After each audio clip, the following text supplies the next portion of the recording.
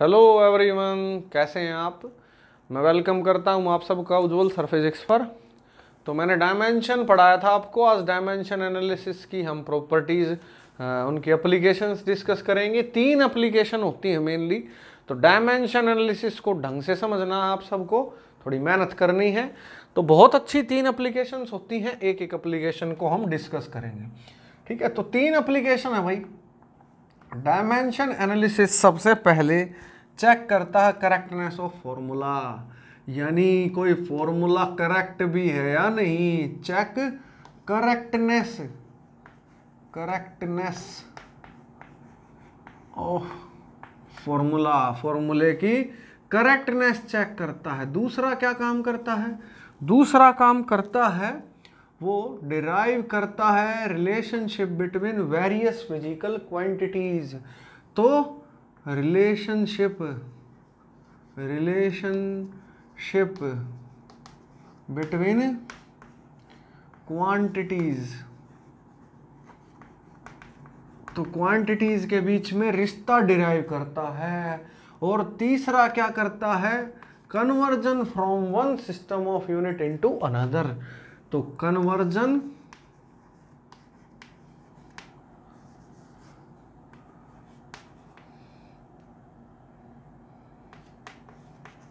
From one to another,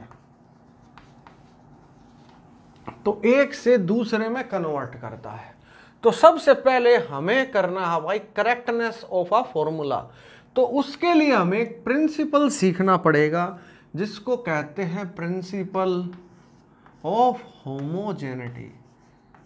तो principle of homogeneity, तो principle of homogeneity कमाल का प्रिंसिपल है, इसको हमें समझना पड़ेगा। यही इसमें सबसे इंपॉर्टेंट टॉपिक होता है, इसके बगैर हम नहीं कर सकते। आ जाओ तो देखो, सबसे पहली बात एक चीज समझें आप कि अगर हम फोर्स की बात कर रहे हैं, किसकी बात कर रहे हैं? फोर्स की।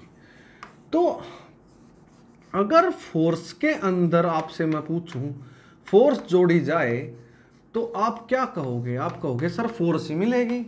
अगर फोर्स में फोर्स जोड़ोगे तो भूत प्रेत थोड़ी मिल जाएंगे, फोर्स में फोर्स जोड़ोगे तो फोर्स ही मिलेगी। ठीक है, और आगे बात करते हैं। अगर हम फोर्स में फोर्स जोड़ेंगे तो 100% है फोर्स ही मिलेगी। ठीक है, आ जाओ बात करें, आगे समझते हैं। दूसरी बात करते हैं, अगर हम वेलोसिटी में वेलोसिटी ऐड करें, वेलोसिटी में वेलोसिटी ऐड करें, वेलोसिटी में वेलोसिटी ऐड करें तो क्या मिलेगा? वेलोसिटी में वेलोसिटी जोड़ोगे तो हमें वेलोसिटी ही मिलेगी। अगर वेलोसिटी में वेलोसिटी जोड़ दी तो क्या मिलेगी? वेलोसिटी। अगर हम वेलोसिटी में से वेलोसिटी घटाएं तो हमें क्या मिलेगा? वेलोसिटी ही मिलेगी। वेलोसिटी में से वेलोसिटी घटाओगे तब भी क्या मिलेगा? आप कहोगे सर वेलोसिटी मिलेगी। क्लियर है ये बात? बात को ढंग से समझें। वेलोसिटी में वेलोसिटी जोड़ने पर वेलोसिटी मिलती है, घटाने पर भी हमें वेलोसिटी मिलती है। आ जाओ बात करते हैं, ध्यान से देखिए। अगर मैं इसी बात को ऐसे लिख दूं तो आपको तकलीफ होगी। जरा देखो, मैं कहूं फोर्स प्लस फोर्स तो आप कहोगे 2F, क्योंकि आप मैथ पढ़ते हैं तो ये डाउट आ जाता है। एक्चुअल में 2F की आदत हो गई हमें। एक बात समझो, हम फोर्स में जोड़ रहे हैं फोर्स तो हमें फोर्स ही मिलेगी, ये लिखने की जरूरत नहीं है। अगर मैं आपसे कहूं कि अगर हम फोर्स में से फोर्स घटा दें तो आप कहोगे सर 0, लेकिन मैं कहूंगा भाई फोर्स में से फोर्स घटाने पर भी फोर्स मिलेगी। ठीक है, अगर मैं आपसे कहूं, क्या कहूं, ध्यान से देखें आप, अगर मैं कहूं 20 न्यूटन में से 20 न्यूटन घटा दिया तो आप कहोगे सर 0 न्यूटन मिली क्या? फोर्स। 0 न्यूटन क्या मिली? फोर्स मिली। ठीक है, अब आप समझें ध्यान से समझें कि 20 न्यूटन में से 20 न्यूटन घटाएंगे तो हमें मिलेगी क्या? फोर्स ही तो मिलेगी। 100 न्यूटन में से 80 न्यूटन घटाओगे तो क्या मिलेगी? 20 न्यूटन क्या मिलेगी? फोर्स ही मिलेगी। तो यही यहां पर कंसेप्ट होता है जो हमें सब्र से सीखने की ज़रूरत है। अगर हम पावर में पावर जोड़ेंगे तो हमें पावर ही तो मिलेगी, अगर पावर में से पावर घटाओगे तो पावर ही मिलेगी, ये बात होती है। अगर इसको ऐसे देखो तो आपके दिमाग में आता 2 लगा दो, लेकिन नहीं लगेगा भाई, क्योंकि पावर में पावर जोड़ने पर पावर मिलेगी, एक्सेलरेशन थोड़ी मिल जाएगा, ये मुद्दा होता है। यानी अगर हम 100 वाट में से 100 वाट ही घटा दें तो रिजल्ट मिलेगा 0। अगर हम 100 वाट में 100 वाट जोड़ दें तो 200 वाट मिलेगा, लेकिन मिली तो पावर ना। तो ये हमारा प्रिंसिपल होता है होमोजेनिटी का। यानी अगर हम LT-1 यानी वेलोसिटी और LT-1 दोनों को ऐड करें तो हमें LT-1 ही मिलेगा, दैट इज वेलोसिटी। वेलोसिटी में वेलोसिटी जोड़ोगे तो वेलोसिटी मिलेगी, 2LT-1 थोड़ी मिलेगा। अब यहां पर देखो, अगर हम एक्सेलरेशन में LT-2 में LT-2 ऐड कर देंगे तो हमें LT-2 ही मिलेगा, कुछ और थोड़ी मिल जाएगा।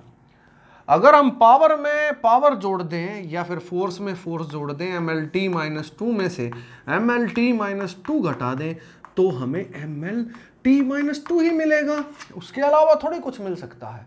तो ये कंसेप्ट होता है प्रिंसिपल ऑफ होमोजेनिटी का, कि भाई आप फोर्स में से फोर्स घटा सकते हैं, खाली फोर्स में से एक्सेलरेशन नहीं घटा सकते, पावर में से पावर घटा सकते हैं, पावर में से आप वेलोसिटी थोड़ी घटा देंगे। तो ये कंसेप्ट है भाई हमारा प्रिंसिपल ऑफ होमोजेनिटी का।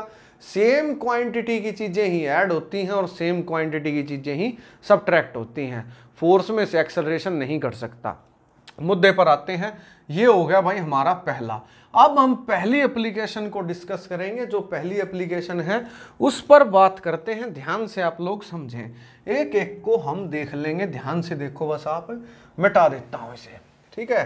प्रिंसिपल ऑफ होमोजेनिटी बस आपको पता होना चाहिए क्या करता है, इसका क्या फंक्शन होता है। अभी आपको लिखवाने की जरूरत नहीं है, इसमें आप लिखना चाहते हैं तो लिख लें। प्रिंसिपल ऑफ होमोजेनिटी दिमाग में होना चाहिए, क्योंकि ये ऐसे नहीं आएगा आप सोचें कि what is principle of homogeneity, ऐसे कभी नहीं आती है चीजें, ठीक है।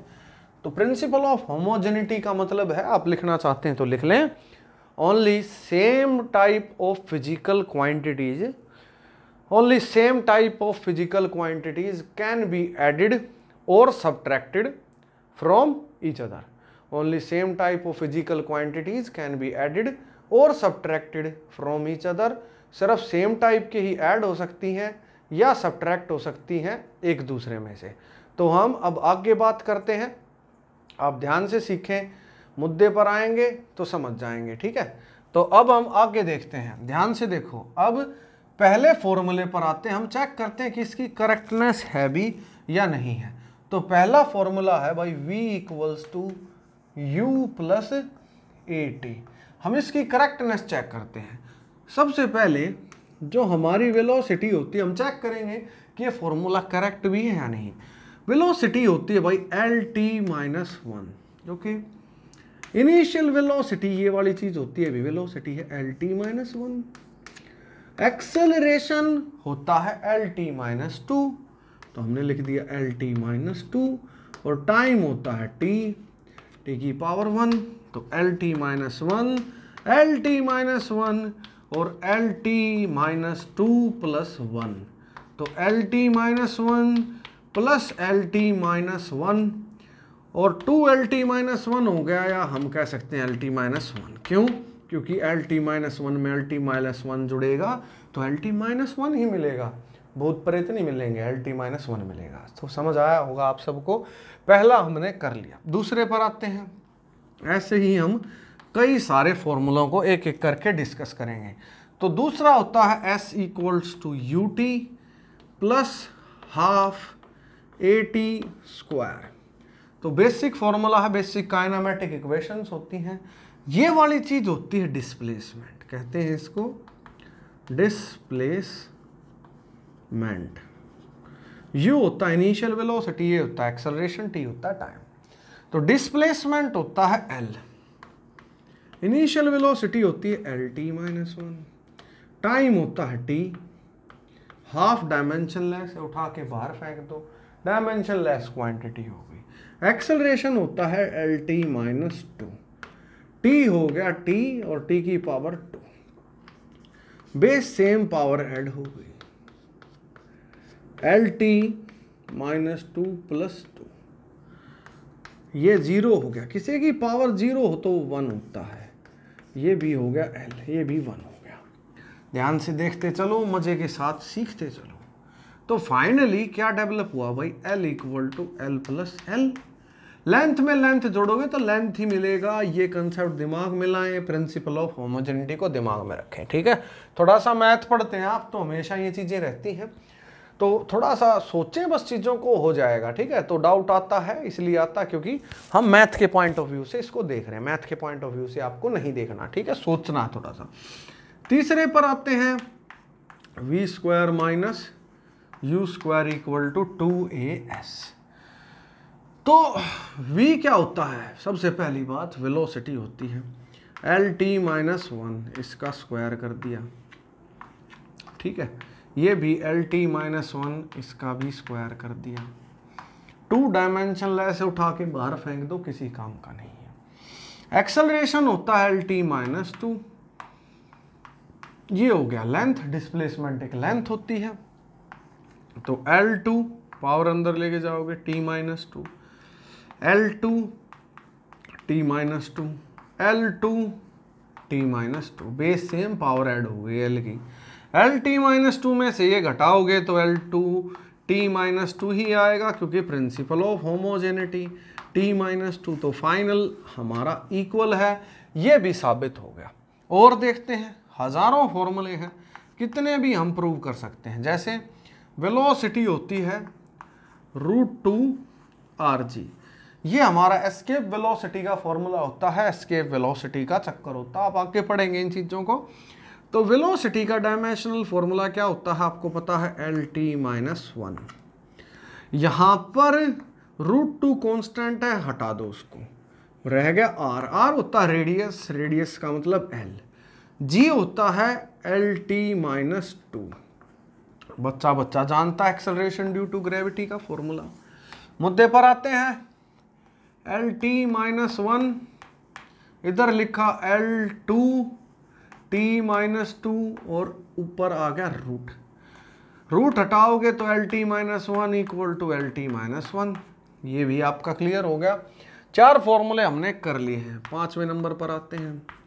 5वें नंबर पर सीखोगे तो फोर्स होती है 6π RV, ये फॉर्मूला है हमारा, बताया भी था मैंने आपको, बहुत सारे फॉर्मूले होते हैं, हम इसको डायमेंशनली चेक कर रहे हैं करेक्टनेस। तो फोर्स का फॉर्मूला क्या होता है, MLT - 2, 6π कांस्टेंट है, कांस्टेंट को उठाओ फेंक दो, फेंका तो लिखा ML - 1 T - 1। R एक लेंथ है, लेंथ लिख दी, वेलोसिटी LT - 1 होता है, लिख दिया। मुद्दे पर आते हैं, आगे बढ़ते हैं। ML, L की पावर 1 से L की पावर +1 कट गया, बचा L की पावर 1, T की पावर -1 हो गया, ML T - 2 हमारा फॉर्मूला हो गया, यानी ये भी ठीक है। आगे बढ़ो,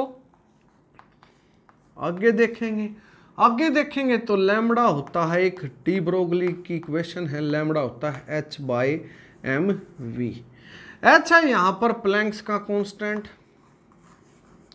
प्लैंक्स कांस्टेंट, और लैम्बडा है वेव की लेंथ, तो इसको कहा जाता है वेव लेंथ, वेव लेंथ है, तो वेव की लेंथ कह लो यार, बात तो वही है ना। वेव लेंथ है तो लेंथ तो L होती है। प्लैंक्स कांस्टेंट आपको याद होगा, बताया था मैंने क्या होता है भाई फॉर्मूला, आपने याद करा होगा। तो E = h से होता है ML, कितना हो गया 2T - 1, तो फॉर्मूला होता है ML2T - 1 प्लैंक्स कांस्टेंट का। पुट करते हैं, सारी वैल्यू हमने पुट करी तो H को पुट करा, कितना है ML2T - 1, मास को पुट करा, मास है, वेलोसिटी होती है LT - 1, खचैक खचैक खचैक खचैक खचैक खचैक, लेंथ आ गई लेंथ के इक्वल। तो फाइनल हमारा ये भी फॉर्मूला हमने प्रूव कर लिया, क्लियर। तो हमने कई फॉर्मूले प्रूव करे, ठीक है। और करवा देता हूँ, 1-2 और करवा देता हूँ भाई, सारे कर लेंगे, चिंता मत करें आप। इसको उतार लें, ज़्यादा समय नहीं है, उतारें, अच्छे फॉर्मूले हैं भाई बहुत, इसको उतारें। ये हो गए भाई हमारे एक एप्लीकेशन के फॉर्मूले करें हमने, ठीक है। तो आ जाते हैं, पेपर में आने चाहिए भाई, आपको सारे आने चाहिए। आ जाओ, देखो अब बात करते हैं। और तो सवाल बहुत हैं, जितने मर्जी चाहें हम उतने कर सकते हैं। तो मेहनत करनी है, बस मेहनत से नहीं कतराना है, मेहनत करते रहें भाई। आप जितनी मेहनत करेंगे उतने ही प्यारे बच्चे बनेंगे, उतने ही अच्छे बन जाओगे। आ जाओ, देख लो यार, मुद्दे पर आओ अब, ठीक है। तो और बात करते हैं, जैसे कि 7वें नंबर पर आता है एक और formula, F equals to G M1 M2 by R square. Force का फॉर्मूला बच्चा बच्चा जानता है, क्या होता है, MLT-2। ग्रेविटेशनल कांस्टेंट होता है M-1 L3T-2। M कितना हो जाएगा, M का M इंटू M लिख लेते हैं, नाराज हो जाओगे वरना। रेडियस एक लेंथ है, लिख दिया L का स्क्वायर, ये हो गया खचैक।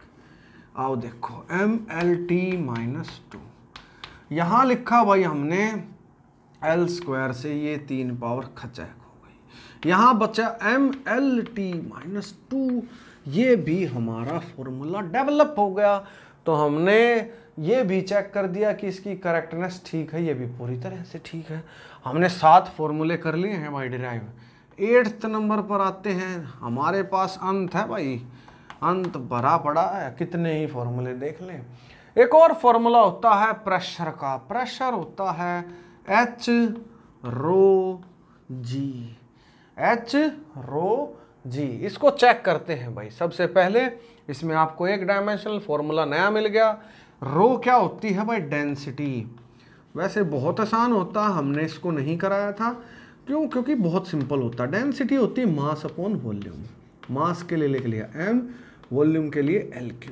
तो आया भाई M की पावर M और L की पावर -3। क्लियर। तो ये फॉर्मूला होता है, तो कोई खास फॉर्मूला नहीं है वैसे, डेंसिटी का आसान फॉर्मूला होता है। प्रेशर होता है फोर्स अपॉन एरिया, फोर्स होती है ML माइनस MLT-2, तो फॉर्मूला बनता है प्रेशर का ML-1 T-2। हाइट H है हाइट, तो हाइट के लिए L होगा। डेंसिटी का भी अभी सीख लिया, ML-3। और बात करें भाई अगर किसकी, ग्रेविटेशनल कांस्टेंट की, तो होता है LT-2।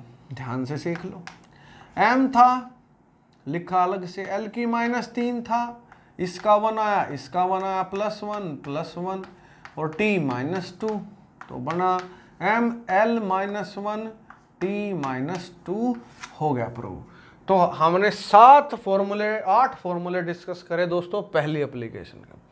दूसरी एप्लीकेशन पर पढ़ते हैं, relationship between quantities, different quantities के बीच का रिश्ता ढूंढते हैं, तो उसको करते हैं अब, ठीक है। तो ये थोड़ा सा मुश्किल होता है, पहले वाला सबसे आसान था। तो हम अब करते हैं भाई relationship between various physical quantities. तो आप इसको कर लें, हम आगे बढ़ते हैं। तो बहुत सारी फिजिकल क्वांटिटीज के बीच में अब हम रिलेशनशिप देखेंगे, ढूंढेंगे, करेंगे। मेहनत हम बहुत करते हैं, आ जाओ आप आगे बढ़ो। तो हम करेंगे भाई अब रिश्ता निकालेंगे नई नई फिजिकल क्वांटिटीज के बीच में। तो बात करते हैं भाई, हम पहले नंबर पर आते हैं। क्वेश्चन है भाई, क्वेश्चन की फॉर्म में आएगा ये, ठीक है। क्वेश्चन से ही आपको समझ आएगा, ऐसे आएगा भी नहीं। कहता है वो कि time period of a simple pendulum, of a simple pendulum depends on mass of bob, length of string and acceleration due to gravity। Acceleration due to gravity. Derive करना हमें, derive relationship between these quantities. तो ये हमारा formula हमें बनाना है, ठीक है। तो ये क्वेश्चन है भाई पहला मैंने बोर्ड पर लिख दिया है। तो सिंपल है, time period of a simple pendulum depends on mass of bob, length of string and रहेगा भाई, ठीक है, string and acceleration due to gravity, derive relationship between these physical quantities, ठीक है। तो इन क्वांटिटीज के बीच में हमें रिश्ता बनाना है। तो कहता है क्या, टाइम डिपेंड्स ऑन, सबसे पहले किस पर डिपेंड करता है भाई, मास के ऊपर। जो ऊपर जिसके ऊपर डिपेंड करता ना उसको घेर लो, मास को लो, मास की पावर ले ली ए, हमें नहीं पता स्क्वायर में है, रूट में है, क्यूब में है, किस में है, तो हमने ले लिया ए। टाइम जो है डिपेंड करता है लेंथ के ऊपर, तो लेंथ का हमें नहीं पता, स्क्वायर है, क्यूब है, माइनस में है, किस में है, तो एल की पावर ले ली बी।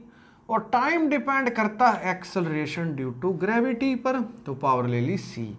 तो इस तरीके से हम आगे बढ़ते हैं। हम कहेंगे कि टाइम कुल मिला के मास के ऊपर ए में, लेंथ के ऊपर बी में, एक्सेलरेशन ड्यू टू ग्रेविटी के ऊपर सी में, ऐसे डिपेंडेंसी रखता है।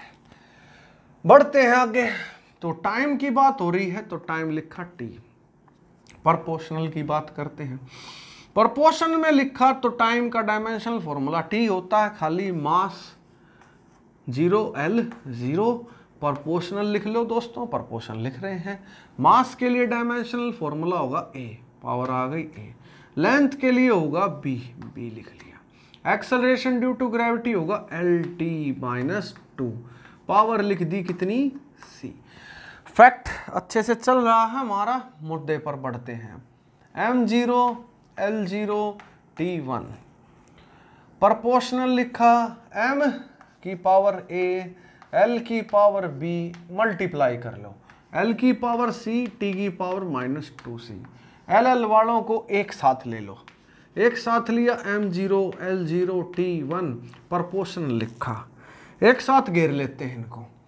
MA L की power B plus C T की पावर -2C। कंपेयर करो दोनों तरफ। अब करेंगे कंपेयर। हमने करा कंपेयरिंग बोथ साइड, दोनों ही तरफ कंपेयर करते हैं। कंपेयर करा तो मास का कंपैरिजन हुआ, लेंथ का कंपैरिजन हुआ और टाइम का कंपैरिजन हुआ। तीन चीजों का कंपैरिजन हुआ। आपको ध्यान से देखना है। मास में है ए की पावर बनी 0।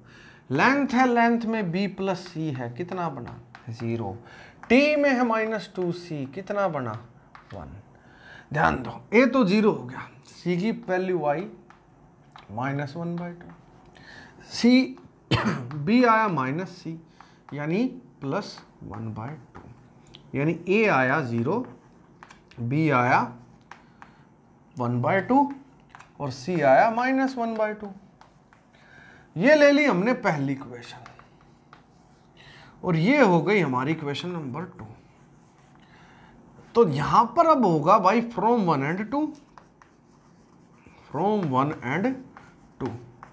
पहली और दूसरी इक्वेशन से देखेंगे तो टाइम बनेगा प्रोपोर्शनल टू, मास के लिए ले लिया भाई हमने a था तो मास a की पावर आई 0, लेंथ था b तो b की वैल्यू है 1/2, c की वैल्यू है भाई यानी g की पावर है c और c की वैल्यू है -1/2। बढ़ो आगे, यहाँ पर देखते हैं, बढ़ते हैं। तो टाइम आया इस तरीके से, प्रोपोर्शनल लिखा, मास 0 है तो 1 हो गया, किसी की पावर 0 हो तो 1 हो जाता है, √L और नीचे चला गया g की पावर नीचे आके प्लस हो गई। टाइम पीरियड आया प्रोपोर्शनल टू √L/g। प्रोपोर्शनल हटाओगे तो एक कांस्टेंट जरूर होगा ना यार, बिना कांस्टेंट के थोड़ी होता है। और कोई भी डायमेंशनल फॉर्मूला कांस्टेंट्स के बारे में नहीं बताता। कांस्टेंट को खा जाता है, इसकी क्या है भाई, लिमिटेशन है। तो कांस्टेंट्स के बारे में नहीं बताता। आपसे पूछे लिमिटेशन क्या है, तो ये कांस्टेंट्स के बारे में बिल्कुल नहीं बताता।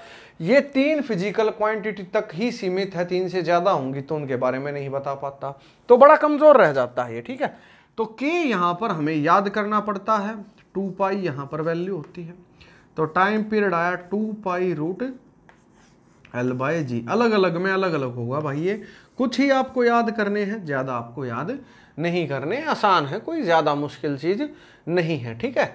तो ये हो गया भाई हमारा एक क्वेश्चन, आप इसको उतार लें, बहुत अच्छा क्वेश्चन है, ऐसे सवाल पेपर में आएंगे। डायमेंशन एनालिसिस को मैंने पहले कराया है क्योंकि ये पेपर में आता है। एरर बाद में करा दूंगा मैं इस चैप्टर के, एरर में का भी टॉपिक है लेकिन इतना इंपॉर्टेंट नहीं है जितना डायमेंशन है। 2 ही टॉपिक होते हैं मेनली, एरर और डायमेंशन। आओ अगला सवाल करते हैं। अगला सवाल देखें क्या कहता है, ध्यान से देखो आप, एक और सवाल करते हैं, बेहतरीन सवाल है।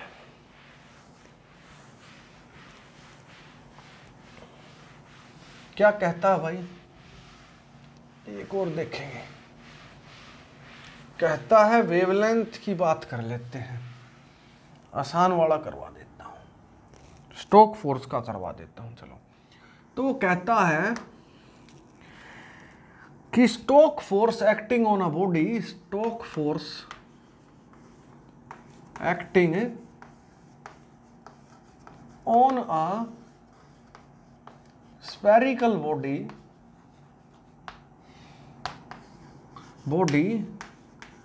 depends on viscosity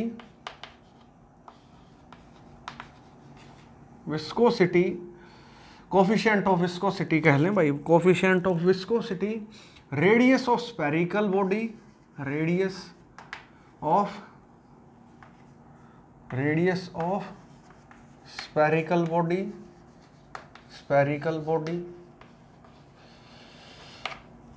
radius of spherical body and its velocity.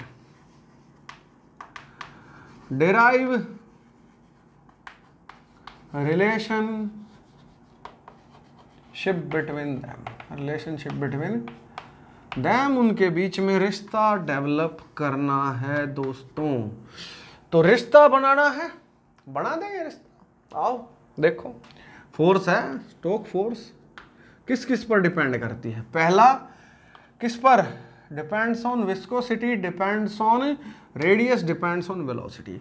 तो विस्कोसिटी के लिए लिख दिया ईटा, ईटा होता भाई, एन नहीं है ईटा है, आप नए नए टर्म अभी सीखेंगे। फोर्स होती है directly proportional to radius, radius की पावर बी। फोर्स होती है डायरेक्टली प्रोपोर्शनल वेलोसिटी, वेलोसिटी की पावर सी।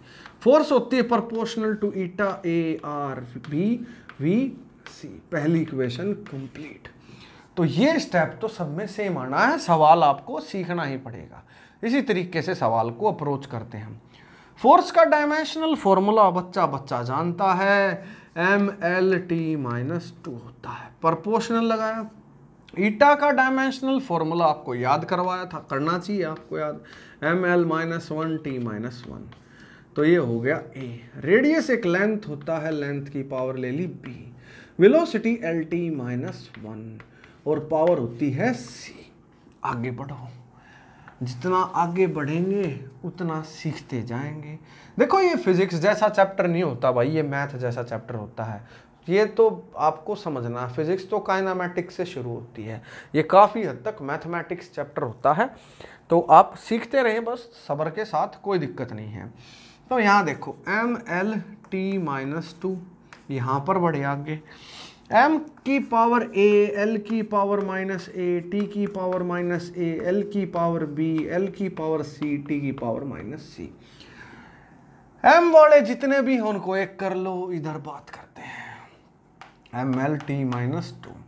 m वाले जितने भी हैं, बेचारा अकेला है तो अकेला ही रहेगा, m की पावर a, कोई उसका साथी नहीं है, l l l 3 l है, तो l की पावर है -a, उधर है l की पावर है भाई वहाँ पर कितनी b, तो +b, और वहाँ पर एल की पावर सी, तो प्लस सी, यहाँ तक हो चुका। अब टी को घूरते हैं, टी को जब घूरोगे तो समझ आएगा टी भी, टी में है दो, एक है माइनस ए और एक है माइनस सी। कंपेयर पर आ गए हैं, कंपेयर दोनों साइड, यानी कंपेयर करा भाई दोनों तरफ, कंपेयरिंग, कंपेयर बोथ साइड्स, दोनों तरफ कंपेयर करो। जब कंपेयर करा तो पाया कि मास है इधर और इधर भी है, तो ए की वैल्यू 1 आ गई, कुछ नहीं लिखा हुआ तो 1 है। अब लेंथ को कंपेयर करा तो माइनस ए और plus B plus C equals to 0, B plus C आ गया भाई, ए इधर आया तो प्लस 1 आ गया। क्लियर है भाई, ये ए इधर आया प्लस 1 हो गया। Okay, minus A plus C equals to क्या भाई 0, माइनस सी इक्वल्स टू चला गया भाई हमारा यहां पर किसके बराबर हो गया भाई, टी यहां पर गया तो ये हो गया भाई माइनस ए के बराबर, प्लस ए के बराबर, ठीक है, तो प्लस ए के बराबर हो गया। ठीक है, तो यहां पर जब आप देखेंगे टाइम को तो ये आ रहा है टाइम। ठीक है, अब यहां एक बार और देख लो, b प्लस सी की बात करी जाए तो b प्लस सी को और देख लेते हैं। यहाँ आप ध्यान से देखें, कुछ गड़बड़ लग रही है मेरे को, एक सेकंड रुकें भाई। a है ml-1 t-1, l b है वेलोसिटी l t-1 है।